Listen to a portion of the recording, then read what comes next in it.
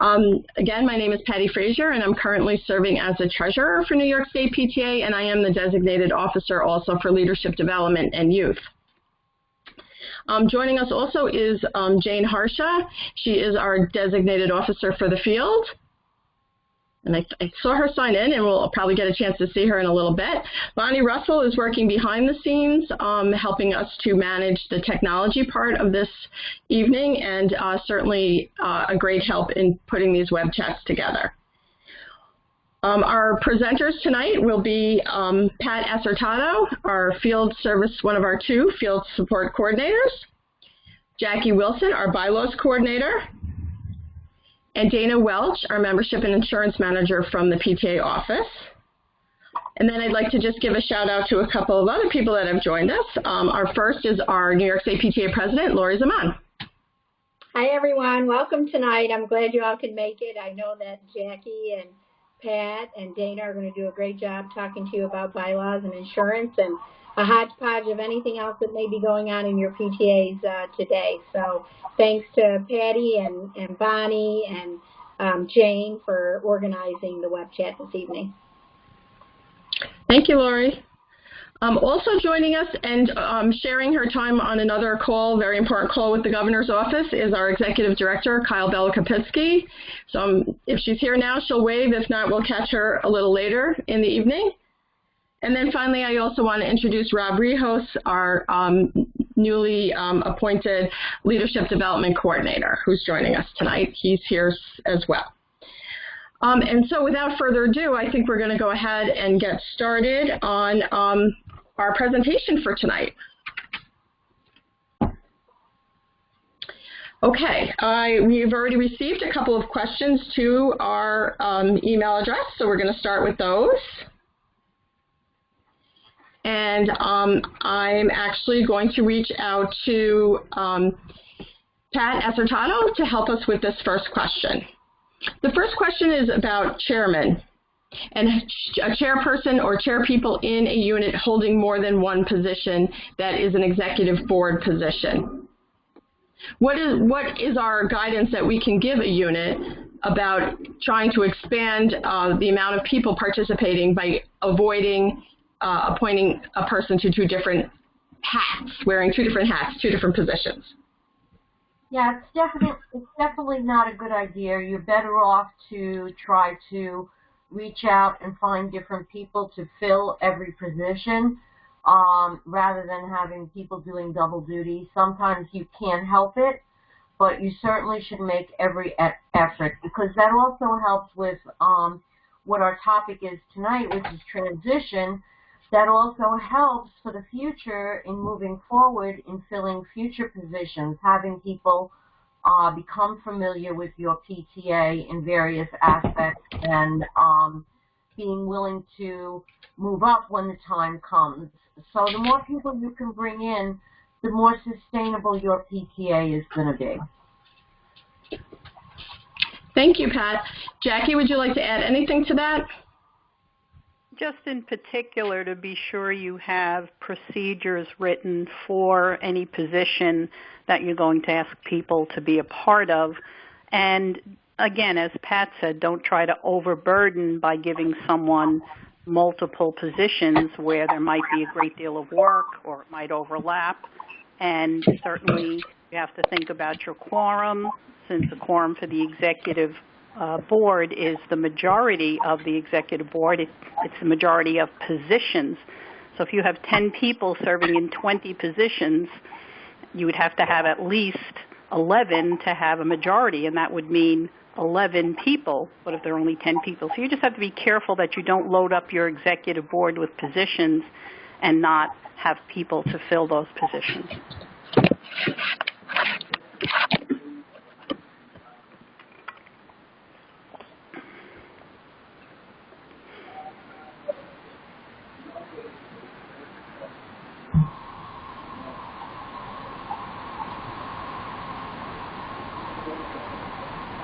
Patty, you need to unmute yourself, honey. Sorry. During these difficult times, we have had some communication breakdowns. And so one of the things we'd like to address is when we have a situation where perhaps one officer is not available or is not making themselves available to the rest of the executive committee to carry out the work of said executive committee. And I wonder, Jackie, if you could start with some suggestions to help on that. Basically, you need to, and again, the extenuating circumstances that we're all dealing with are difficult for every PTA unit to communicate. And so the best thing to do is to try to communicate with the person or persons who are not responding. And certainly, we can't necessarily meet face-to-face, that's a given, but it is their role as a leader to be sure that whatever is going on in the PTA, especially if they're an officer, to make sure that they are aware of everything. And if they are not able to fulfill their duties, then obviously they need to let everybody know they might have to step down. But they're not being either fiscally responsible or really responsible at all to their role if they're not responding. The first thing I would say is to reach out if you have a council, to reach out to your council president and try to have them have a conversation with the person. If your council is not responsive or you're not getting the satisfaction, then I would go to your region. And in many cases, the region has outreach members who can go out and try to help you solve this. Again, it's very difficult as we're not doing things face-to-face. But you cannot run your PTA without your leaders in charge. And so it has to be that that person has to begin to take some responsibility. So you have your council, you have your region, and hopefully with their intervention, you'll be able to get this person or persons to respond. Remember, when you sign on as an officer, you sign on to be a leader. You sign on to be someone who's going to be in charge of your PTA, or at least the running of your PTA. And that is your role and responsibility. And if there's a possibility that you are not able to fill that, then you need to step up and let people know that. Let your PTA know that I can no longer perform this. There's no shame in that, okay? But it's irresponsible of any officer to just ignore their position and do their job. And if they cannot, then they need to communicate that to the other members of their executive committee. But as I say, first go to your council, then go to your region and ask for their help. Sometimes bringing in a person outside of the PTA can really help to understand what's going on and help you solve the issue. Great. Thank you, Jackie. And Pat, would you like to add anything to that? Yeah, everything Jackie said was, spot on. And again, if it's the end of the person's year, the end of their term, and they've just disappeared and they have things that belong to the PTA, you certainly need to make every effort to get in touch with them, and whether it be through the channels that Jackie mentioned, your region is always there to help you and be a great support system. And really, you might need to go through somebody that maybe is a friend of theirs to maybe reach out, act as an intermediary to retrieve any items that do belong to the PTA, because they don't belong to the individual. If they have PTA records and PTA documents, that needs to be passed back to the PTA. Thank you, Pat, for that. I appreciate it. Pat, is there a place that our outgoing officers and chairs can go for some kind of advice or help that they can access themselves about transitioning out of their position and passing it on to somebody else? Yes, there's absolutely great information in the resource guide. I hope you're all familiar with that. If you go to the New York State PTA website, nyspta.org,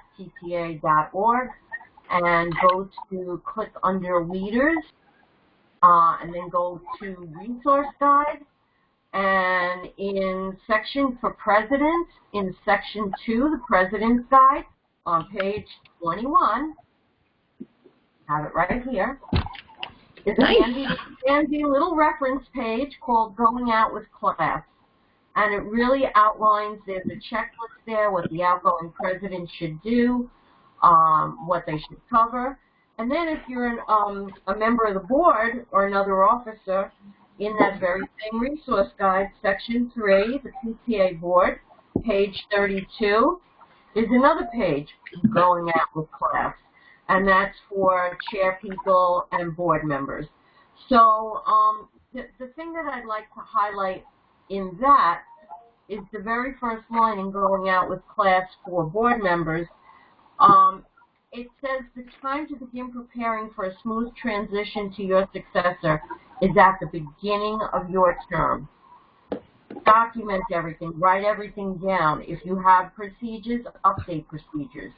If you don't have procedures, start writing procedures, because that makes it so much easier when the transition happens.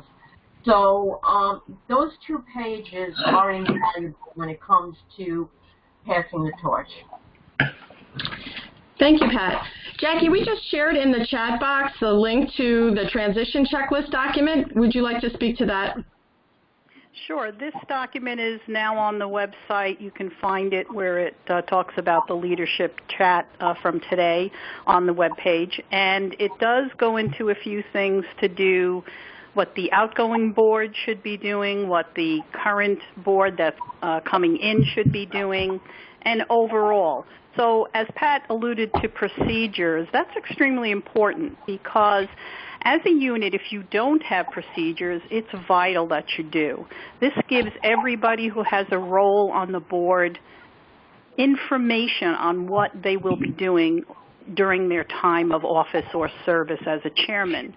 So having procedures, if you don't have them, guess what? The Resource Guide, Section 7, has great information on very basic sample procedures to get you started. It takes a while to do it, but it's well worth it. So when you have those procedures, anybody who has something anybody who has a role or position will have information on what that position is. So effective leaders, as a president in particular, and even as an executive committee, you want to look over the year. And as you're going to be passing the torch on to perhaps a whole new executive committee, or perhaps just a few officers will be changing, you want to mention, these are things that I did, during my term of office that would be useful to you. In other words, successes that you had. How did you get volunteers? What kind of events were good? You want to talk about what I wish I did. Maybe you didn't get to do everything you did, and certainly in this past year, I think we will all have many lists like that, as we didn't quite have the year we thought we would. What do I know now that I will want you to know for the future? And also, what things did I learn to help my board do better, to help my board run efficiently and effectively? And that's another thing that you can pass on to your successor. And the final thoughts of the leadership team would be, anything else that you didn't cover above, anything for what we call the good of the order. What are some tips to help them in their role? As an outgoing board, you want to complete your checklist. Well, where do I get a checklist? Well, if you have procedures, you have certain things that you've had to do. That's your checklist, and that can be passed on to the new incoming chairman or officer. Meet with the new person to help them through the transition, if that's possible. Fully complete your term and meet your successors. Turn over all materials. Here's where we talked about in the last question. They're not your materials. They belong to the PTA, and that information needs to get to the person who will be doing your job next. And it's great to have a little bit of a celebration for your outgoing board. Nothing fancy. It doesn't have to be a big dinner, but just to say thank you. And we have so many ways in PTA to say thank you, between what we have in the PTA store, some of our awards, such as Advocate in Action, which can be given to your members and your board members who have served the PTA. And then the incoming board. You want to be sure right away that you have your incoming board register for whatever local and state trainings are available. Your region has trainings, and certainly state usually has a summer conference and absolutely convention in November. Make sure you have necessary materials and supplies. Make sure that you fill your vacancies in any chairmanships that you need.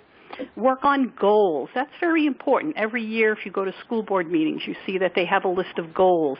In September, they start with to decide, okay, these are the goals we want for our school district. And as a community member, you certainly want to hold them accountable. Well, you need to have goals that your PTA members will hold you accountable for. And, of course, meet with your school administrator and make sure that any financial end-of-the-year reports, your audit is completed and your final financial report's completed so that when it's ready in November to go to the IRS, you have that information available. And it helps when you're preparing your budget. So that document, in brief, is on the website. We also had a webinar a couple of years ago about transitions, and that entire PowerPoint is also on the website under the Leadership Webinar Series. So you can view the PowerPoint, and it also gives you a lot of great ideas about transition. Great. Thank you so much for that, Jackie. I see that our Executive Director, Kyle, has just joined us. Kyle, do you want to give us a quick hello? Are you on video? We'll keep trying for her. We'll keep trying for her. So, Pat, we have some questions from units that haven't quite been able to wrap up the year and have been delayed as far as their elections go. Can you just talk a little bit about that, about some of the ways that a unit can regroup to get that part done?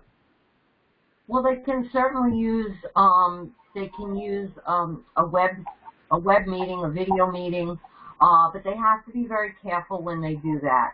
Because if there's a chance that there's going to be a contested election, you have to make sure that you have the ability to do a blind ballot. Nobody should be able to know how anyone voted. And there is guidance under the COVID-19 tab on New York State PTA website. I know we did a spreadsheet that compared a lot of the different platforms and what they were available to do on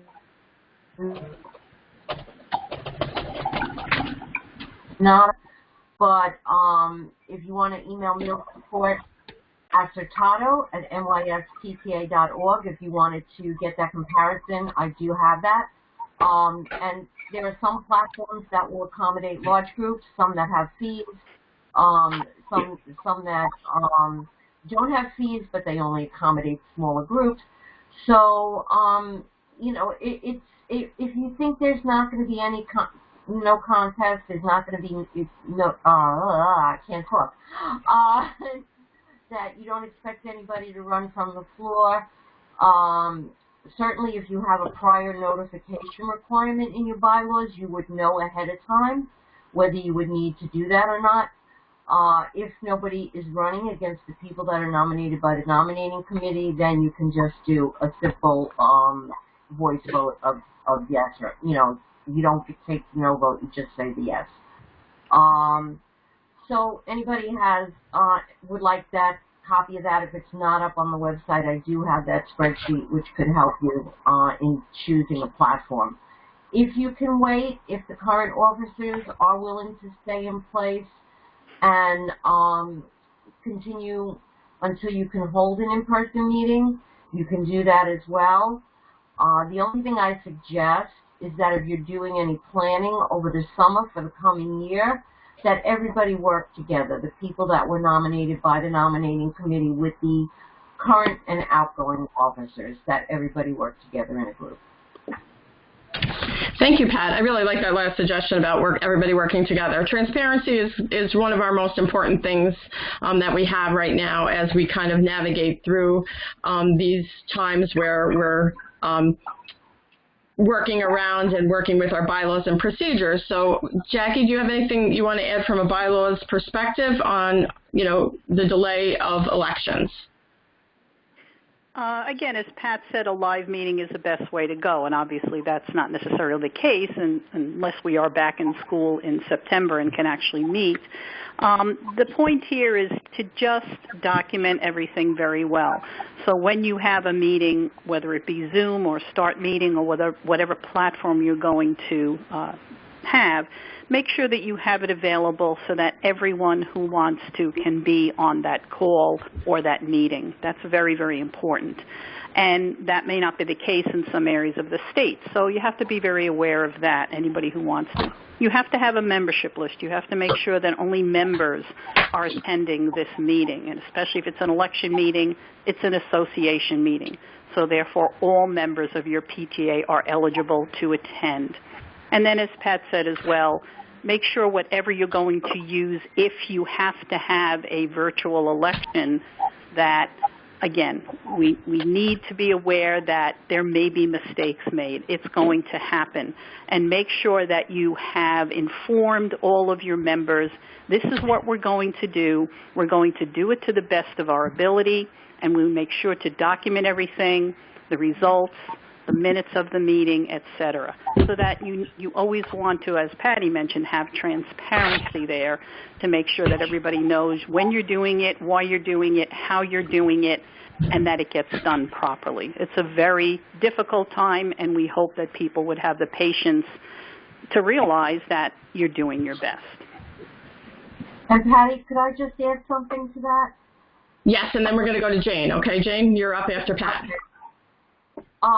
Yeah, the important thing to understand also is that these web elections, Zoom elections, whatever platform you use, this is only for this year under these circumstances. This is not something that would normally be acceptable.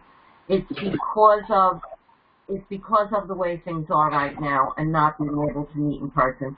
But again, I can't reiterate enough, if you can wait to do it and do it in person, that's the way to go. Thank you. And Jane? Yeah, I just wanted to encourage people, because this is a lot of information and this is an unusual circumstance, and a lot of units are not used to functioning in online virtual environments, that if you find yourself in this situation, please do go to the COVID-19 section on our website. There really is a tremendous amount of information that says, well, what happens if you don't have a nominating committee elected, or what happens if you have to do an audit. Tremendous amount of information and FAQs to help you walk through the process and find the system that will work for you. And I think it has worked pretty well for most units.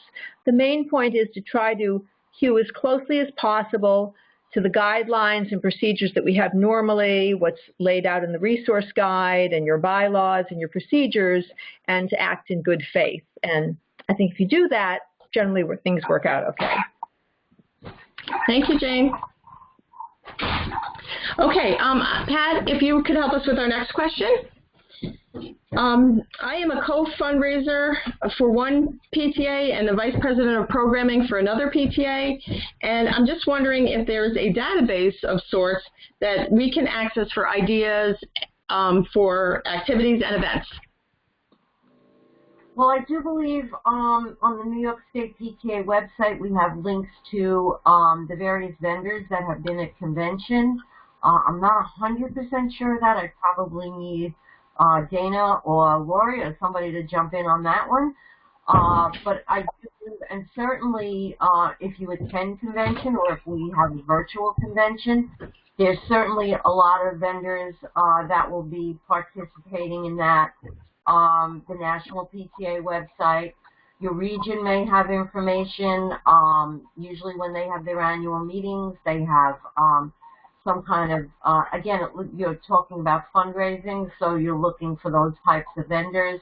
But a lot of regions have an arts and education showcase when you're looking for programs, and they would definitely have the resources. So check with your region, check with New York State PTA, and check National PTA's website.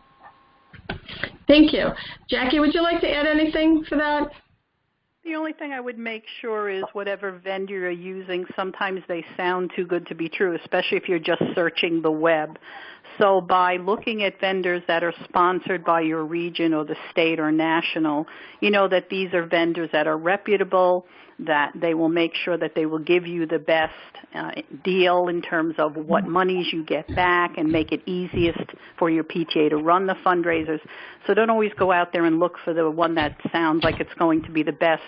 look for the ones that we've used as PTA and know that they share our values and our mission, and that's one of the important things we look at when we have vendors. So you want to be careful of those things.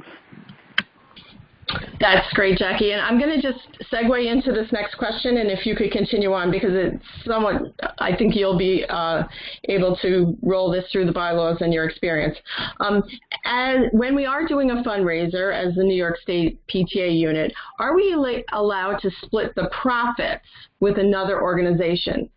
For instance, if we did a fundraiser or partnered with an organization that already does a fundraiser, are we able to have it split 50% for us and 50% for their organization? One of the things you must be careful of, again, because we are so guided by the IRS rules and regulations as a 501c3, you have to make sure that whatever organization you're dealing with shares our mission and values. That's incredibly important.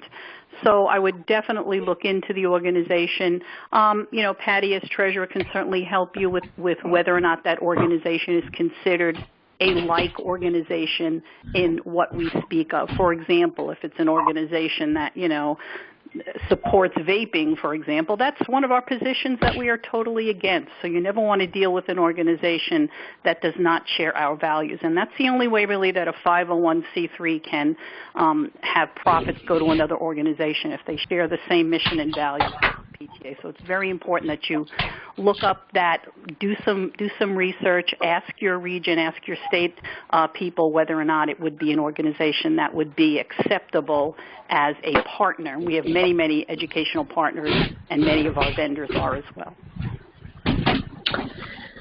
Great. Pat, would you like to add anything to that? No, Jackie pretty much covered it. The only other thing is that you have to make sure that your membership approves of anything you do with any of your funds. Yes, I thank you for that. As the treasurer, approval by the membership is really one of the, again, a key thing that we need to do to make sure we stay transparent. Okay, so Jackie, we had a question about the bylaws. How often do we have to update them? And maybe you can talk a little bit about if now looking for amendments, if an amendment is needed. Okay, well, the bylaws have to be looked at least once every 3 years. On your bylaws, you have an expiration date on the front, and that will tell you when they expire. So if you were to do your bylaws today and it would be approved, they would expire 3 years from now in 2023, probably July. The best thing to do is get a copy of your bylaws first, okay?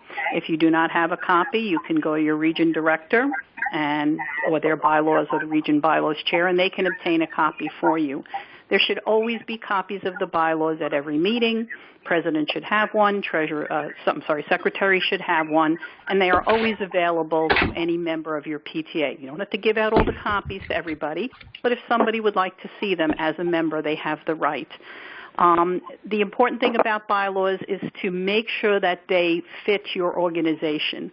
Do you need to have 5 vice presidents? A lot of units have difficulty with volunteers.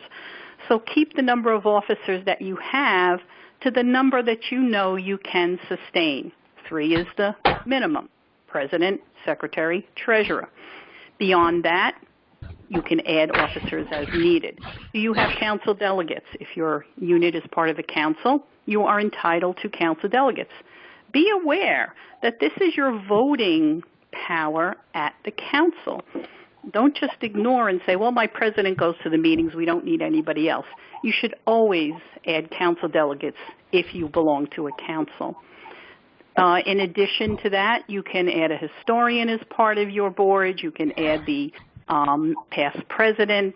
You can have your teacher liaison as part of your board. You can have your principal or administrator as part of your board. Bylaws can be amended at any time, but no later than 90 days prior to their expiration. So if your bylaws were to expire in October, you would not be doing an amendment in July. You would do a whole new set of bylaws. If there are no changes in your bylaws, you put them up on the wizard, on the New York State homepage. There is a tab for the bylaws wizard under leaders and bylaws and procedures page. and then you just submit them with no changes. The biggest change most units seem to make are in dues. Okay, so if you need to do dues and your bylaws are not up for expiration, then you could do an amendment. Everything you need to do your bylaws is on the bylaws homepage, bylaws and procedures, under leaders. If you have questions, also on that page is contact information for all of your region bylaws chair. Actually, all of them pretty much are very familiar with the process. They've been in that role for at least a year in their regions, so they are very, very helpful. My email, bylaws@nyspta.org. Certainly, you're welcome to address any questions to me. But bylaws are the documents by which we decide. And again, your membership is in charge of, approving your bylaws, certainly. But, how many officers do we have? Are they 1-year terms or 2-year terms? What are our dues? How many members of our nominating committee? Will we have an alternate? So those are the kinds of things that your membership gets to decide.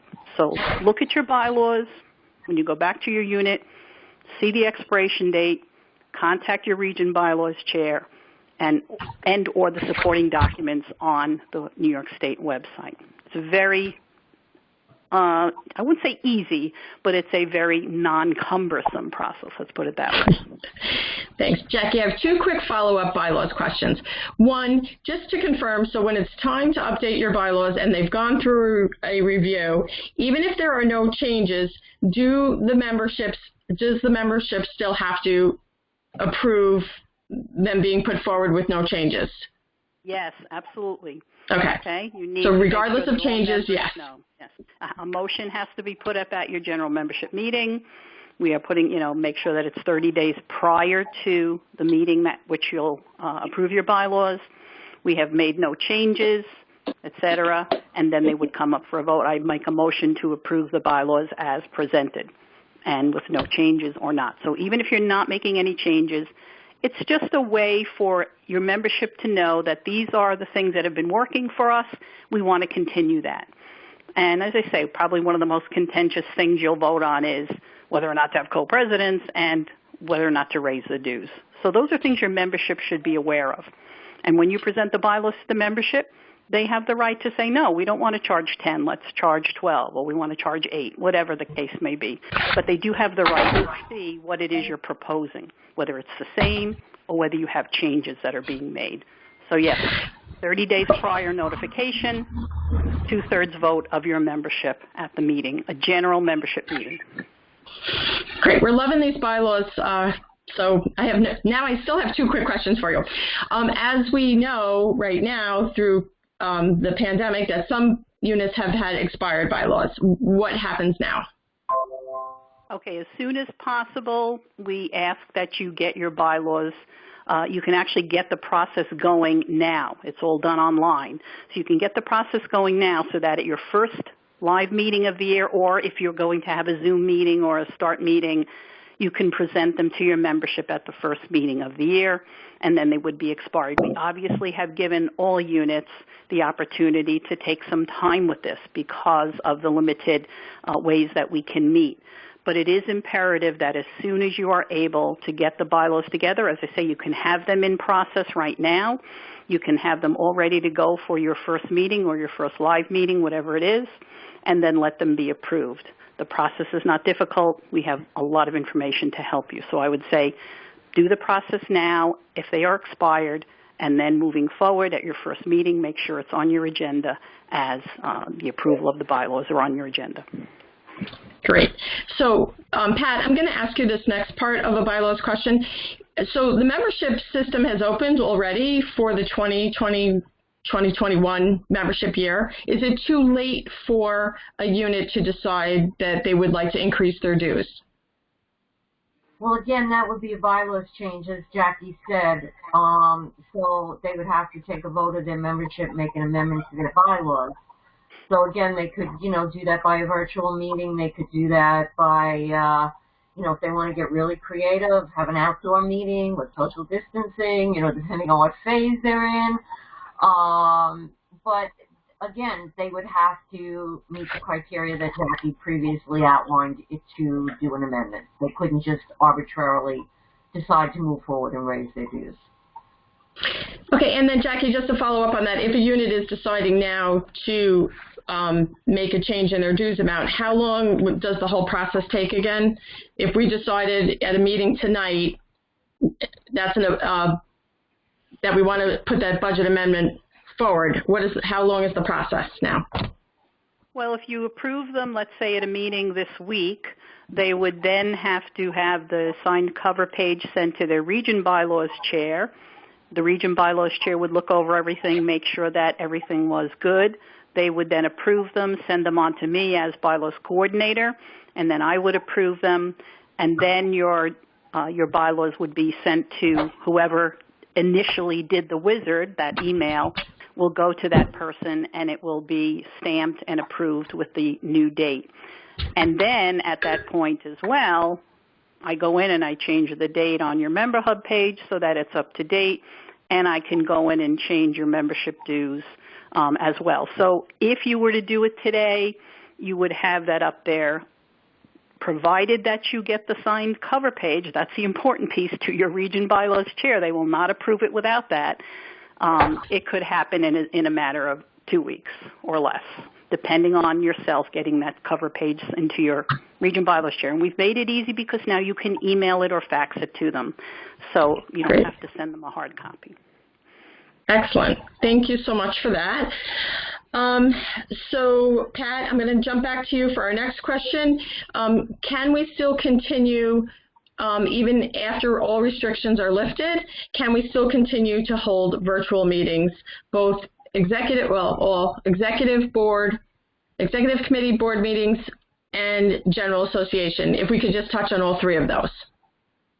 Well, you want to, for any meetings, you don't want to do that for election meetings. You may want to do some kind of a blend of virtual meetings. Some meetings, certain meetings of the year, like maybe particularly in the wintertime when people don't want to travel. You just have to make sure that all your members have access. That's what's really important. You don't want people to feel excluded. But certainly you shouldn't do away with in-person meetings. There's a certain amount of, what's the word I'm looking for, camaraderie, a certain amount of getting to know people that can't happen if you're not doing the meetings in person. And that's very important when you're building your unit moving forward. You want to get to know different people, learn what their skill sets are. And in a Zoom meeting, you just can't do that. And you want everybody to feel welcome. Maybe some people don't have as much access as other people do to the internet, and they might start feeling disassociated from your organization. So again, and you got to make sure procedures and bylaws align with allowing that. So it can be a blend. It can definitely be something that you could implement in the future, but I wouldn't rely on it totally. Your bylaws definitely need to allow it, though, and Jackie can talk a little more about that. Jackie?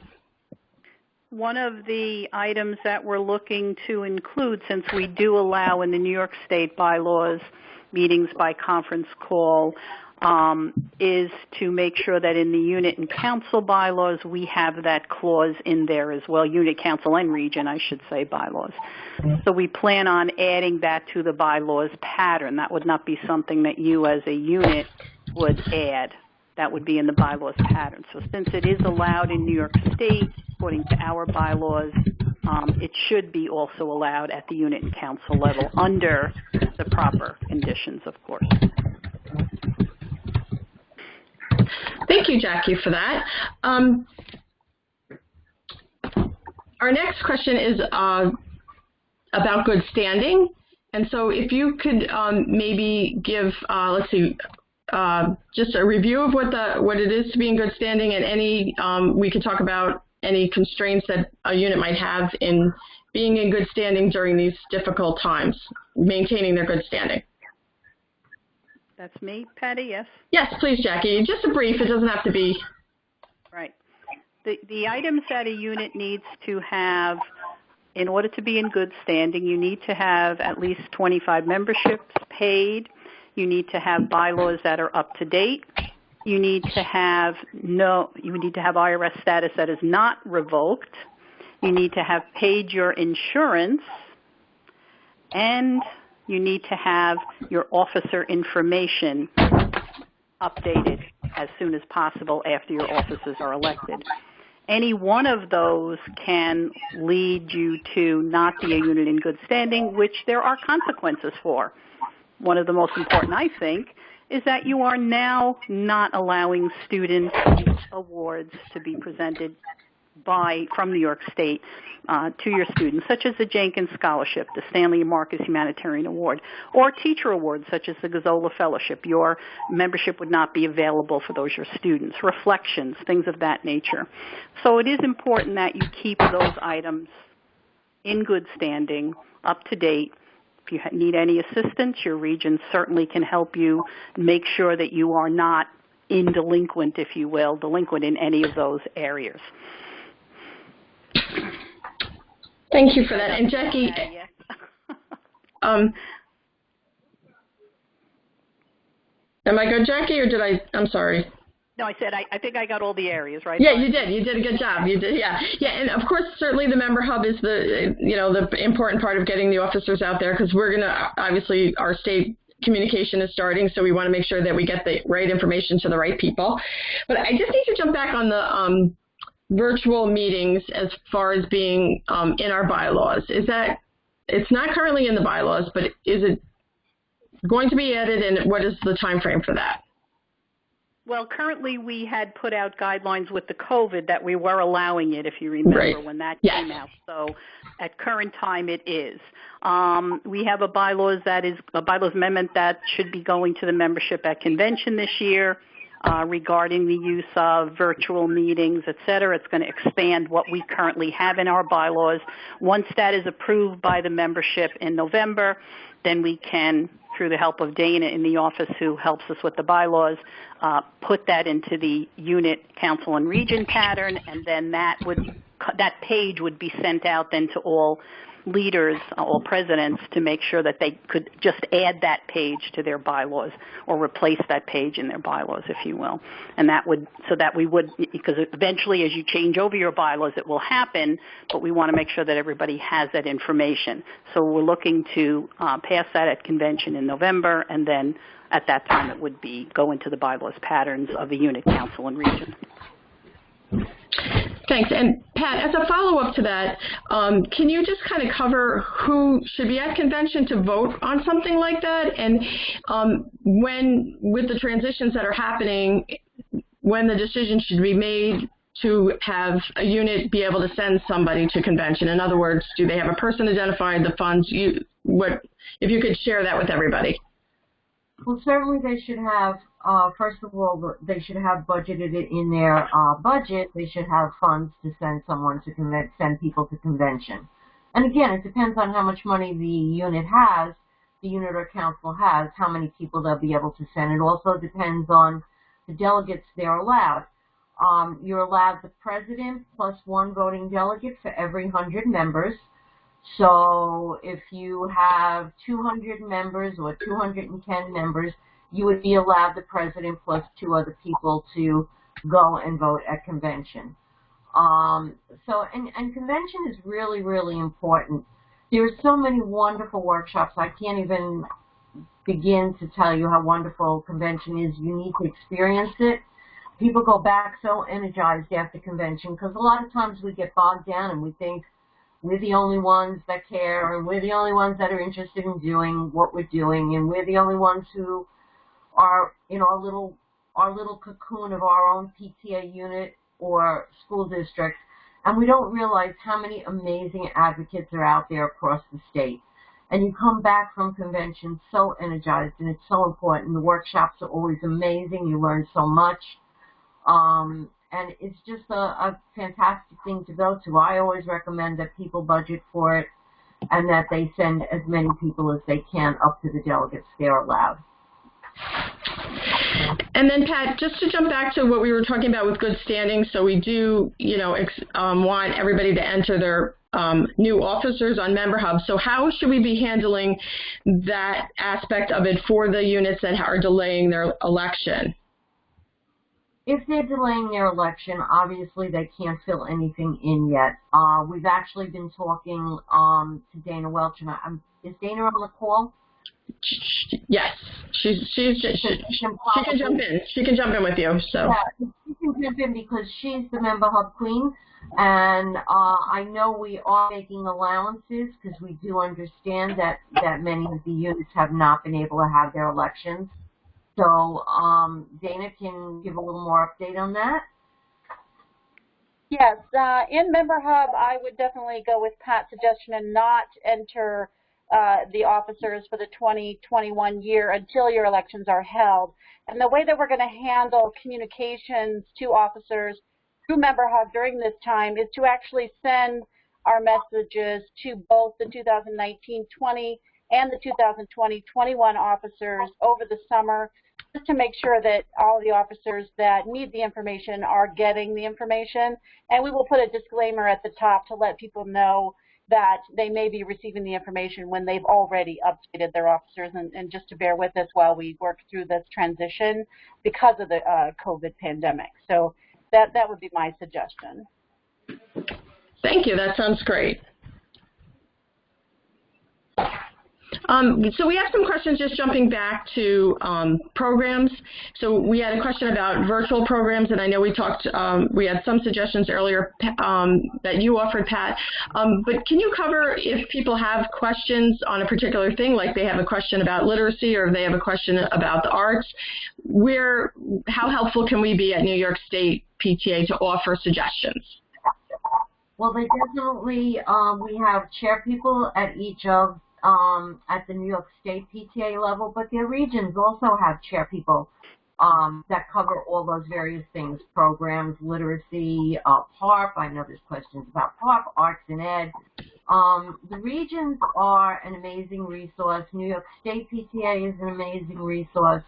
There are just so many people out there that can help you.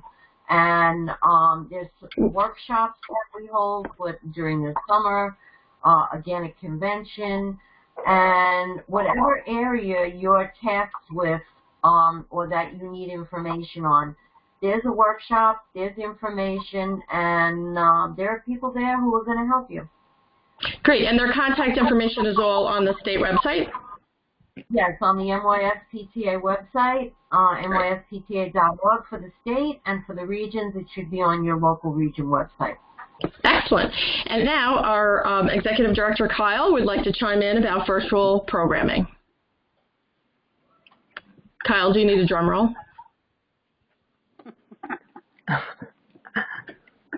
Are you here, Kyle? Oh, she's muted. That never happens.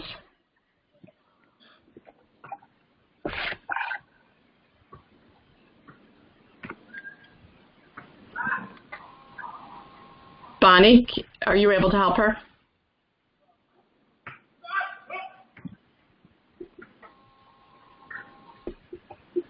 Okay, while we wait for Kyle to jump on, we're trying to get her unmuted. I just want to check back on one quick question that we had about a unit moving forward when all of the executive committee is not available. We did cover that earlier.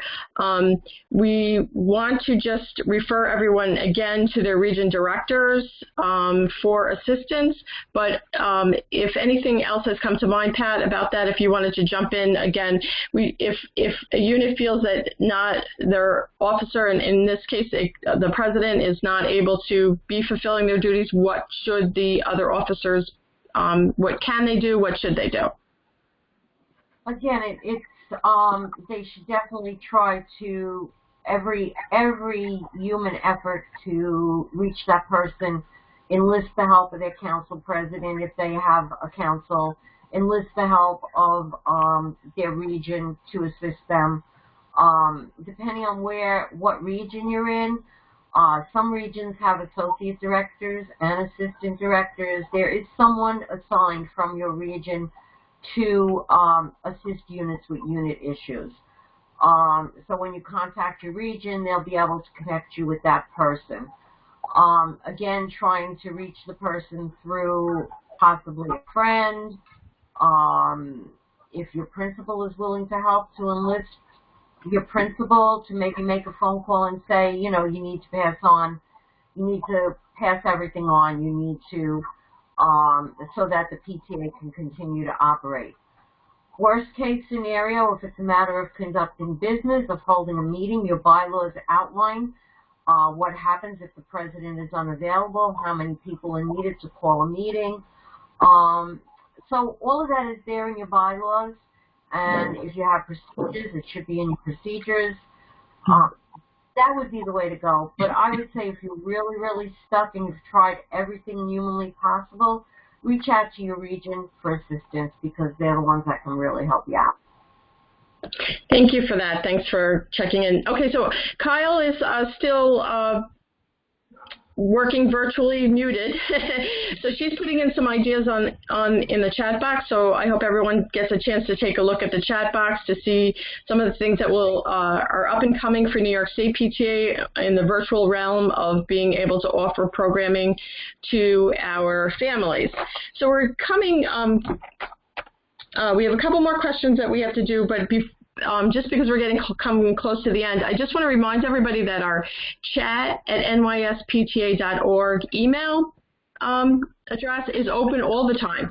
So you don't have to wait for a chat to reach out to us. We monitor that on a daily basis, so we will be responding to emails if you just want to get a contact name, or if you are looking for help, or we certainly are welcoming of all of your suggestions. There is no better resource for a PTA unit than another PTA unit that's had success or has dealt with adversity and conquered it. So we invite you to do all of those things and share through the chat@nyspta.org email address. Second of all, we do want to recommend for those of you that do choose social media, obviously we have our social media here in New York State, our Facebook page, our Twitter, and our Instagram, but we also have the same with national PTA, so we encourage you to give them all a look, a follow, however you choose to use your social media. And I will mention for those of you that are also looking for success stories, some of it's reaching across the state or across the country, but National PTA does have a group titled PTA Local Leaders, and you can ask to join that group, and there's a lot of sharing that goes on there. And so that is another resource of PTA leaders sharing with each other the things that work for them. Patty, Kyle is unmuted now if she would like to say. Okay, go for it. I stalled for you, Kyle. We're ready. Well, she was unmuted. Oh, she's still muted. She's still muted. I unmuted her. Okay. I'm just going to reach back to Jackie, if you have any other things that you want to share with our group here regarding transitions. As we've said all along tonight at this chat, we're all in difficult situations. And it's very important that we take the time to speak with each other as much as we can on the phone, through Zoom, making sure that our PTAs are staying healthy, making sure that we are beginning to plan for the new year. We don't know yet what that's going to look like. Maybe we will in a couple of weeks. And be patient with each other, okay? And nobody likes doing what we're doing at this point rather than having real live meetings. So do your best to do your planning as much as you can at this point in time, so that when it comes to when you hit the ground running in September, October, whatever the case may be, you have everything in place that you need. Include, as Pat said a few times, include people in your discussion. It's not just about a few people. grab your committee chairs. Let them each speak to the executive committee as a group or as an individual to let them know your ideas. The more you keep people in the loop, the more likely they're going to come back. Yes, they've been on these virtual meetings, and I saw a couple of comments that we've had more people at virtual meetings. It's a lot easier, of course, but we want them to come to live meetings. We want them to get involved. We want them to be volunteers at our events. So the more you speak to them individually, the more important that will be moving forward when we can get back to live meetings and in-person meetings. Thank you. And Pat, if you had any closing thoughts, one thing I would like you to maybe touch on is we have our new membership campaign and what units should be doing now to transition to this new membership year. Well, they definitely should be getting ready. They can start planning the program. There's lots of tips on our website for the membership campaign. Everything, you can find everything there. And start gearing up. Start reaching out to people now. The majority of people are not going anywhere, not doing anything. You don't have to wait till September to start your membership campaign. You can start it today.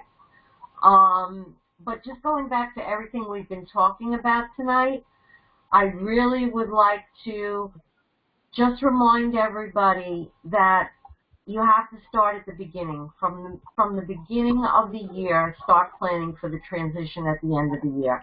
Make sure that every member of the board has a copy of the bylaws, procedures, and job descriptions if you have them, so that they know what they're supposed to be doing, and they also understand other jobs that they may become interested in the future. So really, really important to make sure that everybody has access to those and has a copy of those on your board. And again, I know this has been a really, really tough time for everybody. We know it's not easy being a unit or a council leader. It's not easy for us either. And just hang in there, everybody. And as Jackie said, be patient with each other, and we'll get through this stronger than we were before. Thank you. And I want to thank the members of the New York State Board of Directors and Governance team that have been with us tonight. Many of them are chiming in with their email addresses, and they're offering help. And I think that's one of the wonderful things about PTA is we're all here to help each other and to support each other through this. And that's where the impetus for the web chats came about. And so as we close out the evening, I would like to go back to our president, Lori Zaman, if she would like to kind of wrap up the evening for us.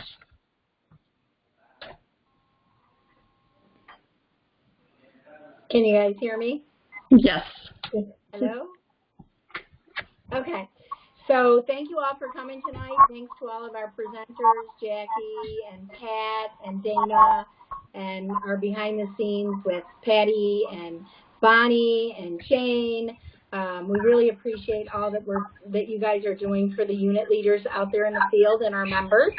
I will say, to echo what Pat said, it's really important to look for your replacement on the first day. So when you start the first day of your job, you're already looking forward for who's going to take over for you. And in doing that, you want to make sure that you're keeping really good records for that person, so when the time comes, you can sit down with them and share all the things that have been your experience, and then stick around for them as much or as little as they need you to support them as they move forward in that leadership role. So again, thank you ladies for presenting tonight. We really appreciate it. And to all of you out there, stay safe, be well, and we hope to see you live really soon. Thank you. All right, that wraps it up for tonight. But again, remember our chat at nyspta.org for future questions and suggestions. And we look forward to seeing you all in some way soon, but definitely on our next chat. Good night all.